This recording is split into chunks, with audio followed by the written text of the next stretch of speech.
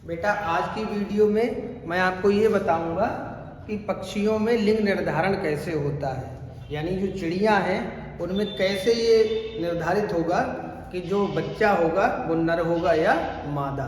तो इसको समझने के लिए सबसे पहले किसी भी प्राणी में जब हम लिंग निर्धारण को पढ़ते हैं तो पहले हमको ये समझना पड़ता है कि इनके लिंग गुणसूत्रों का क्या सिस्टम है ना। तो उसी तरीके से हम लोग इसको भी समझेंगे। तो पहले ये समझिए, जितनी भी चिड़िया हैं, जितने भी पक्षी हैं, उनमें जो नर होता है वो समयुग्मकी होता है, ठीक। और जो मादा चिड़िया होती हैं यानी मादा पक्षी होते हैं वो होते हैं विषमयुग्मकी।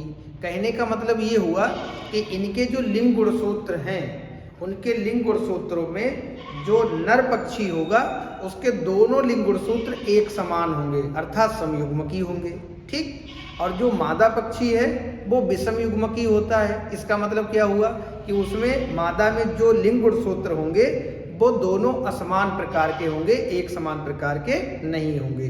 कैसे क्या होता है मैं आपको समझाऊंगा, रेखा चित्र भी बनाऊंगा, पूरी वीडियो ध्यान से देखिएगा। तो अगर हम बात करें नर पक्षी की, तो जो नर पक्षी होता है वो हमारा कैसा है, समयुग्मकी। समयुग्मकी जो है इसका मतलब इसके लिंग गुणसूत्र में दोनों युग्मक कैसे हैं, समान, या ऐसे कह लीजिए लिंग गुणसूत्र में दोनों गुणसूत्र कैसे हैं, समान हैं। और ये जो समान गुणसूत्र हैं इन्हें हम जेड से प्रदर्शित करते हैं। तो जेड कितनी बार लिखा जाएगा, 2 बार, ठीक। और जो मादा पक्षी होगा, मादा पक्षी, ये मादा पक्षी जो होता है वो विषमयुग्मकी है। इसका मतलब इसके लिंग गुणसूत्र में दोनों युग्मक कैसे हैं, समान या असमान, तो असमान हैं। यहाँ पर जो दोनों के दोनों गुणसूत्र हैं, लिंग गुणसूत्र में एक जेड होता है और एक डब्ल्यू होता है, ठीक। अब इन लिंग गुणसूत्रों से अगर हम युग्मक बनाएंगे तो क्या कंडीशन बनेगी, ये जो हमारे जेड हैं ये दोनों जेड अलग अलग हो जाएंगे, यानी ये वाला और ये वाला, ठीक। इसी तरीके से इसमें भी 2 कंडीशन बन जाएंगी, क्या, जेड और डब्ल्यू।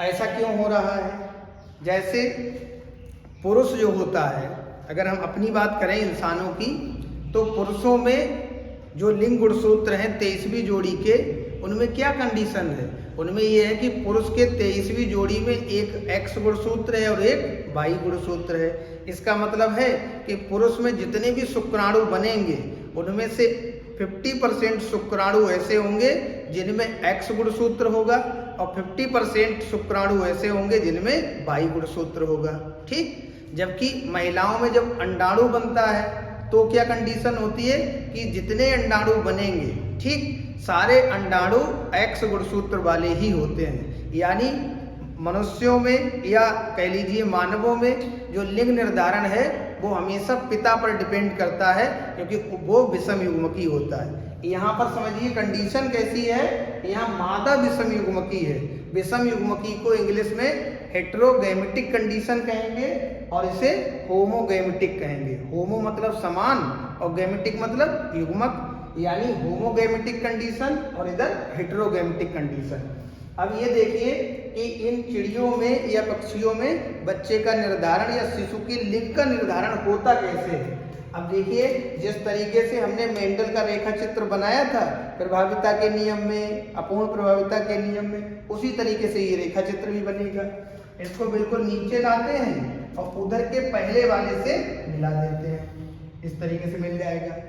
इसको ही नीचे लाएंगे और आपकी दूसरे वाले से मिला देंगे, ये तो कंडीशन थी। इसको नीचे लाएंगे, पहले वाले से मिला देंगे, और इसको नीचे ले जाएंगे, इस वाले से मिला देंगे।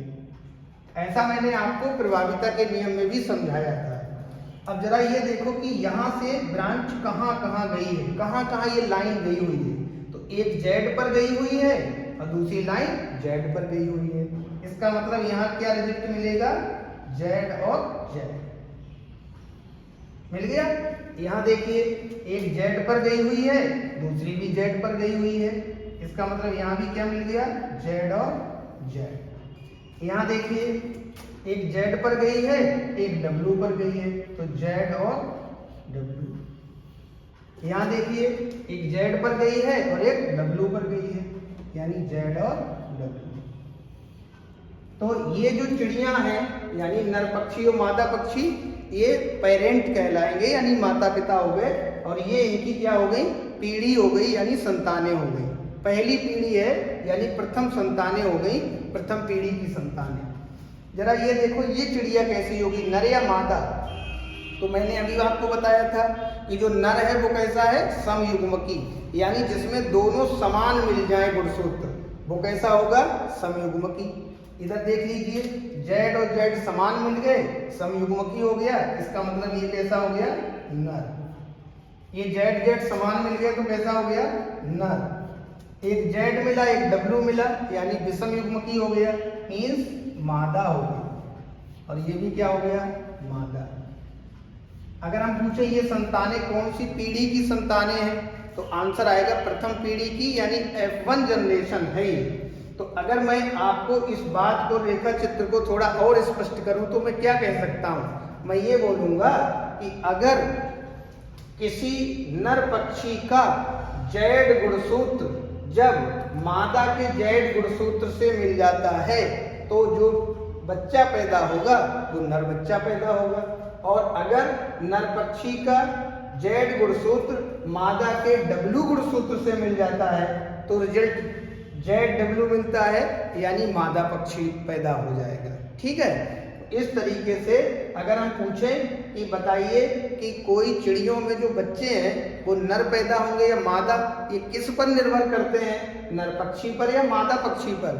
तो भाई नर के पास तो दोनों जेड जेड हैं, नर तभी पैदा हो पाएगा जब दोनों जेड होंगे, और मादा के पास एक जेड है एक डब्लू है, यानी कि अगर यहाँ पूछें कि ये निर्धारण कौन किस पर डिपेंड करेगा तो आपका आंसर आएगा मादा पक्षियों पर। इसका मतलब हुआ कि नर पक्षी और मादा पक्षी कब पैदा होगा, ठीक, और ये किस पर निर्भर करेगा, तो आंसर आएगा मादा पक्षियों पर निर्भर करेगा, क्योंकि मादा विषम युग्मकी होता है, हमेशा विषम युग्मकी वाला ही जिम्मेदार होता है कि नर पैदा होगा या मादा पैदा होगी। ऐसा ही इंसानों में भी है, इंसान में विषम युग्मकी कौन है, महिला, सॉरी गलत बोल दिया, पुरुष, इसलिए महिला समयुग्मकी है क्योंकि उसके पास XX गुणसूत्र है। इसीलिए इंसानों में लड़का या लड़की पैदा होगी किस पर निर्भर करता है, पुरुष पर, लेकिन चिड़ियों में किस पर ये निर्भर करेगा, मादा पक्षी पर, यानी समझ गए, यानी फीमेल पर। ठीक।